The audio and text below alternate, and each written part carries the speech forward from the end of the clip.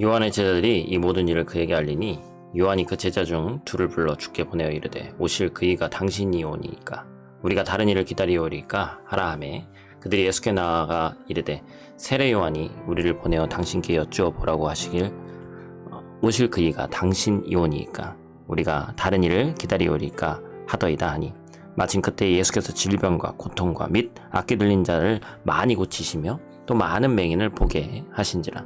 예수께서 대답하여 이르시되 너희가 가서 보고 들은 것을 요한에게 알리되 맹인이 보며 못 걷는 사람이 걸으며 나병 환자가 깨끗함을 받으며 기먹은 사람이 들으며 죽은 자가 살아나며 가난한 자에게 복음이 전파된다 하라. 누구든지 나로 말미암아 실족하지 아니하는 자는 복이 있도다 하시니라. 아멘. 샬롬. 오늘 하나님의 말씀으로 하루 시작하신 여러분들에게 하나님의 은혜와 평강이 충만하게 넘치시기를 간절히 축복합니다. 운동 경기를 보다 보면 운동선수들만큼 경기를 판가름하는 중요한 역할을 하는 존재가 있죠. 바로 그 경기의 심판입니다. 경기가 진행되는 이 현장에서 심판이 어떻게 판단하고 개입하느냐에 따라 방향이 많이 달라지죠. 그래서 우리는 종종 이런 얘기를 합니다. 판단은 심판의 역할이고 선수는 최선을 다해서 역할을 감당해야 된다. 맞는 얘기죠.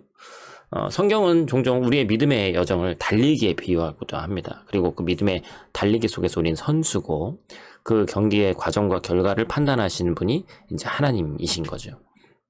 믿음의 여정이라는 달리기의 선수로서 우리가 어떻게 하나님을 바라보며 대해야 하는지를 잘 보여주는 인물이 있죠. 바로 오늘 본문의 세례 요한입니다.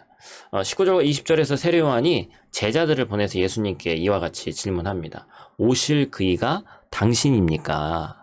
요한이 예수님이 자신이 기다리는 분이 맞는지 여쭤보는 거예요. 18절을 보면 요한이 제자를 통해서 질문을 전하기 전에 상황을 설명을 하죠. 요한의 제자들이 이 모든 일을 그에게 알리니, 그러니까 예수님에 대해서 여러 가지 일들을 들은 다음에 그리고 예수님께서 했던 일들, 뭐 예를 들면 나인성 과부의 아들을 살리신 일, 백부장의 종을 살리신 일, 그런 것들, 그 사역들이 치유와 회복이었는데 사실 요한의 기대와는 달랐습니다. 요한은 사실 좀 강경파죠. 누가복음 3장 17절 말씀에 보니까 요한이 다음과 같이 얘기하고 있습니다. 손에 키를 들고 자기의 타작마당을 정하게 하사 알고 공부와 곳간에 들이고 쭉정이는 꺼지지 않는 불에 태우시리라.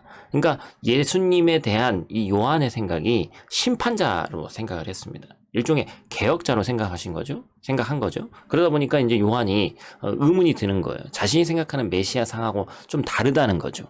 그래서 예수님이 왜 심판하지 않으시냐고 제자들을 보내서 묻는 겁니다. 그런데 직접적으로 묻지는 않죠. 왜 심판을 행하지 않습니까? 이걸 묻는 것이 아니라 뭐라고 질문했어요? 바로 다른 분을 기다려야 됩니까? 이 요한이라는 사람은 참 세례 요한이죠. 늘 하나님과 동행하려고 하는 사람이었습니다. 그래서 예수님께서 행하시는 일이 하나님으로 말미암지 않고는 불가능함을 알았기 때문에 예수님이 심판하지 않으시면 하나님의 다른 계획이 있으리라고 분명히 믿었기 때문에 그렇습니다. 때로 하나님이 우리의 생각과 다르게 일하곤 하시죠. 하지만 그때에도 우리는 여전히 하나님을 신뢰할 수 있어야 된다는 거죠. 요한의 질문에 예수님 어떻게 대답하십니까?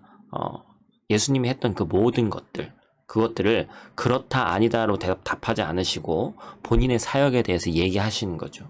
예수님께서는 말씀을 인용하시는데 바로 이사야서에 예언된 말씀을 얘기하십니다. 바로 메시아가 오시면 이러이러한 일들이 일어난다라는 내용을 직접적으로 설명해서 보여주시죠. 그래서 예수님이 자신들이 기다리던 분이 맞으신가 아니면 다른 분을 더 기다려야 되는가 질문에 대해서 이사야서의 말씀을 인용하시면서 직접적으로 대답은 안 하셨지만 내가 메시아라는 사실을 정확히 말씀해 주시죠. 때로 하나님의 인도하심이 우리의 바람과 우리의 생각과 다를 때가 더 많습니다. 비록 우리가 살아가는 매 순간 하나님의 정확한 뜻을 분별할 수 없을지라도 우린 말씀으로 하나님의 뜻을 분별하며 신뢰하며 살아야 한다라는 것입니다. 사랑하는 형제자매 여러분, 하나님께서 때로는 우리가 기대하던 바와 다른 상황을 인도하십니다. 우리가 매 순간 하나님의 생각을 이해할 수 없기 때문에 우리는 종종 혼란에 빠질 때가 있어요. 하나님 왜 이런 일을 허락하셨습니까? 왜 그냥 바로 가면 되는데 왜 돌아가는 길을 만드셨습니까? 이게 옳습니까? 이런 의문이 들 때가 많이 있죠. 그때 우리가 말씀을 의지해서 나아가길 축복합니다. 다시 운동선수와 심판의 관계를 생각해 보겠습니다. 요즘에 이르러선 심판도 실수할 수 있는 존재임을 인정하면서 어떤 영상 장비라든지 그런 것을 통해서 플레이를 다시 보면서 심판의 판단을 한 번 더 확인하는 제도가 있죠. 그러나 우리 하나님은 결코 실수하지 않으시는 지혜가 충만하신 분임을 우리가 꼭 깨닫고 오늘 하루도 하나님을 의지함으로 승리하는 귀하고 복된 여러분들 되시기를 간절히 축복합니다. 기도하겠습니다. 하나님, 말씀을 통해 하나님의 어리석음이 사람보다 지혜롭고 하나님의 약하심이 사람보다 강하다고 말씀하신 그 말씀을 잊지 않을 수 있도록 하나님 도와주시옵소서. 우리가 어떤 상황에서도 가장 지혜로우신 하나님의 뜻을 신뢰하며 믿음의 여정을 걸어가길 소망합니다. 하나님, 우리와 함께하여 주시고 우리가 더욱더 하나님의 뜻을 이해할 수 없거나 그러한 상황 속에 마음의 어려움이 있을 때 우리를 지혜롭게 하고 마음을 기쁘시게 하는, 또한 눈을 밝게 하는 그 말씀 앞으로 간절히 나아가는 귀하고 복된 우리 백성들 될 수 있도록, 우리 성도들 될 수 있도록 하나님 함께하여 주시옵소서. 오늘 하루도 눈동자와 같이 지키실 줄 믿사옵니다. 예수님 귀하신 이름으로 기도드립니다. 아멘.